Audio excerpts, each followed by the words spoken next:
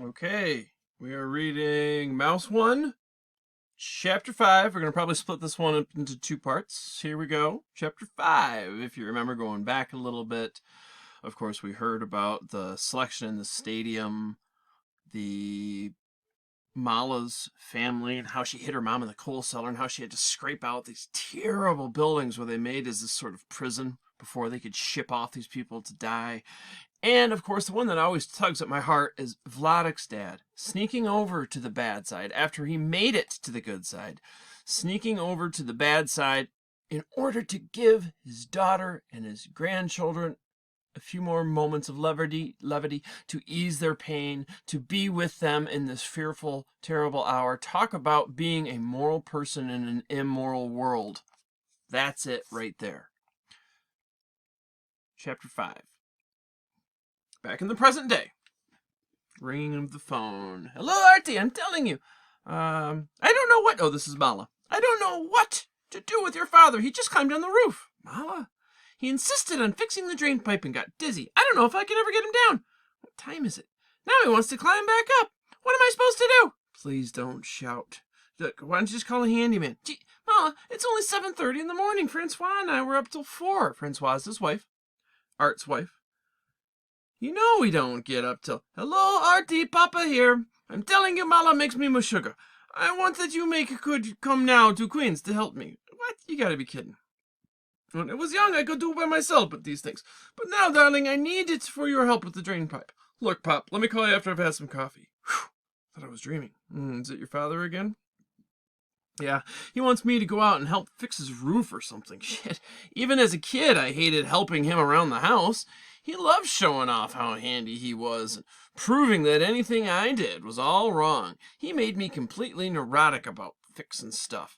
I mean, I didn't even own a hammer before we moved to this place. One reason I became an artist was that he thought it was impractical, just a waste of time. It was an area where I wouldn't have to compete with him. So, are you going to go out to Queens? No, wait. I'd rather feel guilty. Stepping away from the text.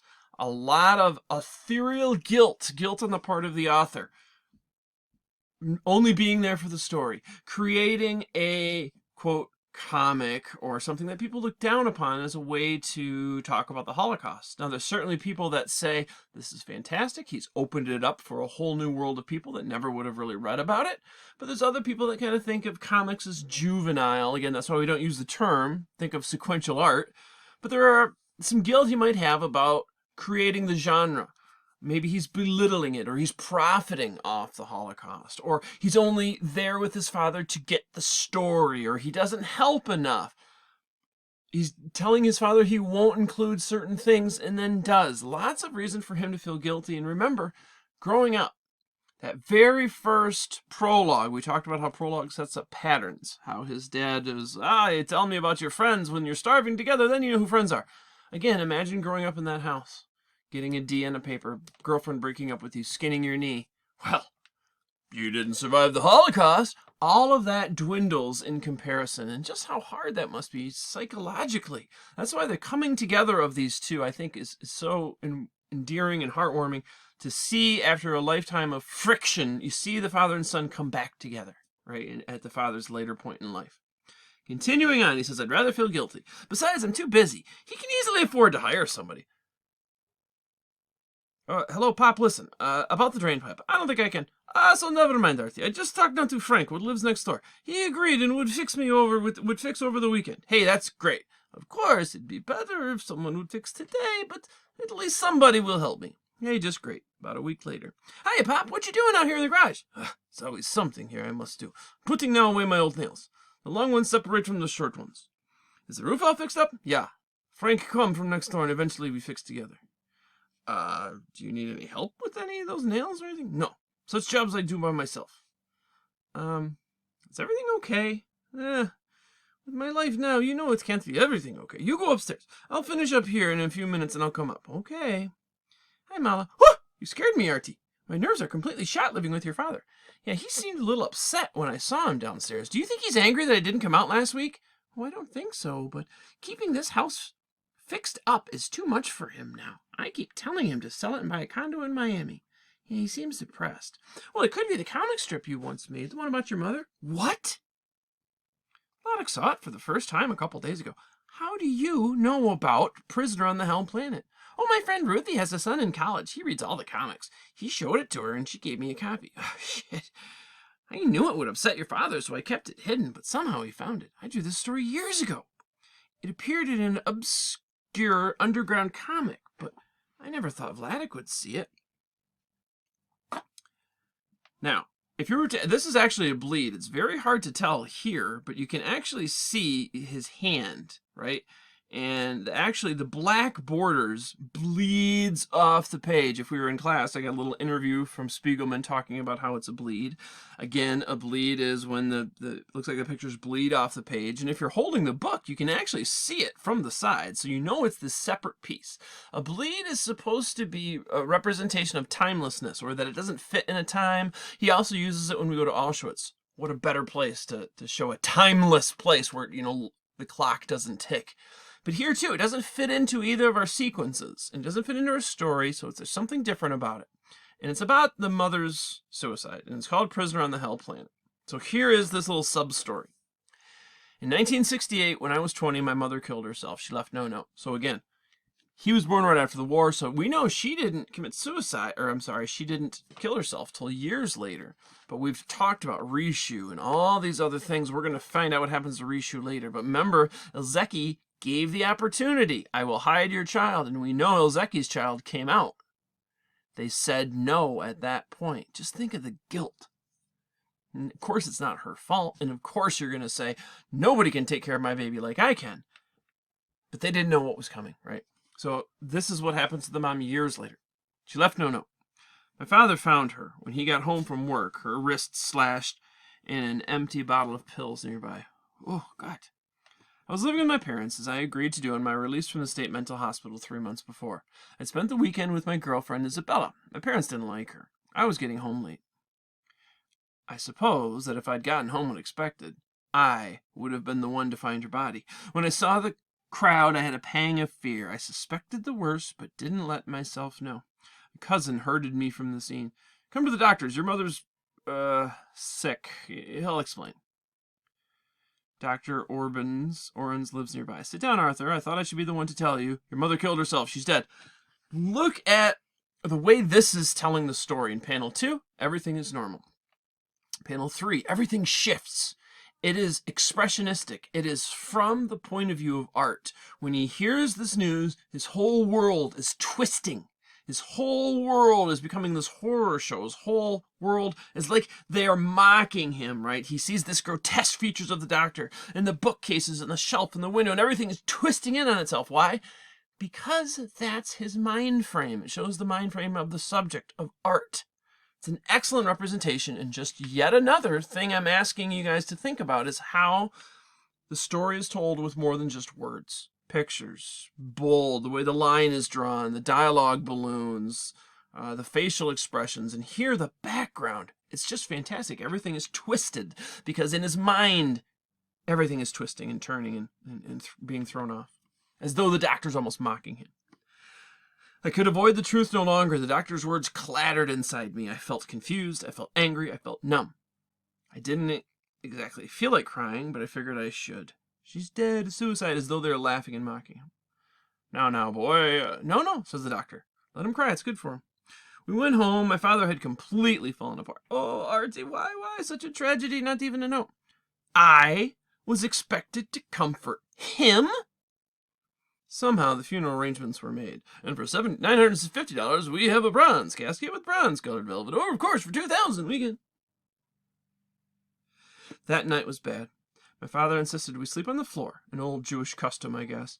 He held me and moaned to himself all night. I was uncomfortable. We were scared. The next day at the funeral home was worse.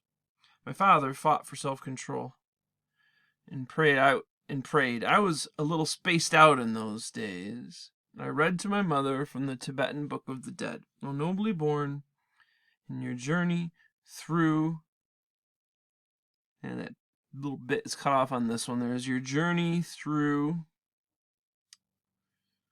the void. Remember the unity of all things.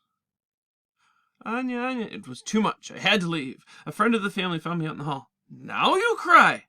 Better you cried when your mother was alive. I felt nauseous. I felt guilty. It was overwhelming. Again, we've got the world twisting and turning in on him. We have the montage in the last panel. We're going to see several montages, word picture combinations coming up. Once again, it's this expressionistic view. That's how the subject is seeing the world at the time because of the things going on in his head. Some other montages you can see. The next week, we spent in mourning. My father's friends all offered me hostility mixed with their condolences. She says, "Oh, Arthur, we're so sorry," but he's thinking. It's all his fault, the punk. Notice the dialogue balloon versus the thought bubble, right? And then he knows. Oh, he thinks it's all my fault. For the most part, I was left alone with my thoughts. And that's what you do, right? You're left wondering, was it depression? Was it because of the Hitler? Did I blame her or what? I remember the last time I saw her. "Artie." She came into my room. It was late at night. "Artie, do you still love me?" I turned away, resentful of the way she tightened the umbilical cord. "Sure, Ma." She walked out and closed the door. "Well, Mom, if you're listening, congratulations. You've committed the perfect crime. You put me here, shorted all my circuits, cut my nerve endings, and crossed my wires. You murdered me, Mommy, and you left me here to take the rap." Hey, pipe down, Mac. People are trying to sleep. So he wrote that in 1972. And again, entitled Prisoner on the Hell Planet. So who is the prisoner? The survivors of the Holocaust? Anya was the prisoner. He is the prisoner. And he obviously authorial guilt, right? He blames himself for the mother's death. Quite a tragic story. And again, we learned about this right off the bat, but this is eventually what happened. We're also going to find out, of course, how Anya survives the Holocaust. But there were many that survived that. How do you re-enter life after something like that? It just is a feat I can't even begin to imagine. Gee, I'm surprised that Vladek read this when he found it. He never reads comics. He doesn't even look at my work when I stick it under his nose. Yeah, but this isn't like the others. I tell you, when Ruthie showed it to me, I was shocked. I thought I'd faint. So personal. Very accurate, objective. I spent a lot of time helping out here after Anya's funeral. It was just as you said. So, Artie, I'm ready. Let's walk now to the bank together. Mama just told me that you saw the comic, the one about Mom. Yeah, I found it when I looked for the things you asked me last time. The notebooks. I saw the pictures there of Mom. I read, I cried. I'm sorry. No, it's good you get it out of your system. But for me, it brought back in my mind such memories of Anya. Of course, I'm always thinking about her anyways. Yeah, you keep photos of her all around the desk like a shrine. What am I to do, Mala? In the garbage put them? Of you also I have a photo on the desk. Don't do me any favors. You see what I have with her? Always whatever I do is no good. Did you find Mom's diaries? So far, this didn't show up. I looked, but I can't find. Oh, gotta have that. Another time again I'll look, but now we better go to the bank. Every day I walk, otherwise my legs, the cramps. I get to circulation, otherwise I get the cramps. It's something terrible and I can't sleep. But for my heart, I must walk slow. So what happened to you and Anya after the big stadium selection? Well, for a time it was everything quiet, and then in 1943 came another order. All Jews which are left in Sosnowiec must go to live in an old village nearby, in Srodula. Look at how, again, they're walking, but he always gives us this visual clue. Look at how, again, panelless border, it's sort of in the bottom. They're almost like walking out of the past or out of the present into the past. As they're walking along, the story continues. In the Poles of Srodula, we Jews had to pay them to move our houses in Sosnowiec. And here in Srodula would be our ghetto to live ever after. Our family got a cottage, less space than before, but we had at least where to live. Many, they only lived right on the streets. Each day, we were taken to Sosnowiec to work in German shops. Anya with her sister, Tosha, they worked in a clothing factory, and I went together with my nephew Lolek to a wood shop. Every day the guards marched us about an hour and a half to work. The guards, it was Jews with big sticks. They acted so looked just like the Germans. And every night they marched us back, counted us in, and locked us up. Vladek, hurry home! Anya, what is it? Wolf's uncle Persis is at our house from Zarwisi. Yeah, he's big shot. The head of the Jewish council. He wants Wolf Tosha Bibi to go live with him in Zarwisi. You've all heard the stories about Auschwitz. Horrible, unbelievable things. Oh, they can't be true. Well, one thing is certain, as bad as things are in the ghetto, being deported is even worse. Please, it's bad luck to even speak of it. Look, you don't have much influence here in Zarwisi. I have some influence. in with the Germans. I can bribe them. My 90-year-old father still lives with me. Whenever there's a roundup, my SS guard tells me and guards him to keep him safe. 90? This was in 1943. There wasn't left any other Jews that were 90. Persis was really a fine man, not so like our Monarch Merlin, the head of our ghetto, who only looked for himself. Persis, he really tried to help his Jews. I can manage papers to take Wolf, Tosha, and Bibi, maybe little Lonya and Richieu, if you let me. Yes, they'd be better off. You see, says Vladek, I wanted to send Richieu someplace a year ago with Ilzeki's child. Well, things are even worse now, Vladek. We have no choice. No, we must all stay together. We'll made it this far. God will still help us. Matka, be realistic. Anya's mother didn't like to look at the facts, but finally, even in the end, she agreed. So Persis arranged, and he came to Srodula. It went with him, Wolf, Tosha, Bibi, Lolek's little sister Lonya, and our boy Richieu. We watched until they disappeared from our eyes. It was the last time we ever saw them, but that we couldn't know. When things came worse in our ghetto, we said always, thank God, the kids are with Persis. They're safe. That spring, on one day, the Germans took from Srodula to Auschwitz over 1,000 people. Mostly they took were kids, some only 2 or 3 years old. Some kids were screaming and screaming. They couldn't stop. So the Germans, they swinged them by the legs against the wall, and they never screamed any more. In this way, the Germans treated the little ones what still had survived a little. This I didn't see with my own eyes, but somebody, the next day, they told me, and I said, thank God that our Persis has our children and we are safe. Notice how he says, I didn't see it with my own eyes, and as a way to kind of hide the graphicness of this, because that's not something Vladek saw, so nor do we see it. The gore is alluded to, is hinted at with the line motion of the arc of the swing and the legs, but we don't actually see the gore. Why? Because he didn't actually see it, and Art is writing his father's story. It's a very delicate way to handle this topic. So what happened to Richieu? Oh, our beautiful boy. We only found out much later. A few months after we sent Richieu to Zarisi, the Germans decided they would finish out the ghetto. More gunshots. What's going on? Oh, it's horrible, Tosha. So this is where they finally sent Richieu to live with Tosha and some of the other kids, because they thought the situation was better here. All the Gestapo have been replaced by others from Opel. They just shot Persis and the rest of the council. What? They're evacuating Zarisi. We're all supposed to go to the square with our bags right away. They're sending us to Auschwitz. Oh, my God. No. I will not go to the gas chamber, and my children will not go to the gas chambers. Baby, Lonya, Richieu, come here quickly. Always Tosha carried around her neck some poison. She killed not only herself, but also the 3 children. I'm telling you, it was a tragedy among tragedies. He was such a happy, beautiful boy. Did Tosha's husband survive? No. No one on the train to Auschwitz. He tried to escape and they shot him. Hardly any survived. But these things we only learned much later. In our bunkers, we only heard rumors. Your bunkers? Yeah, we had in Srodula to make our bunkers, places to hide.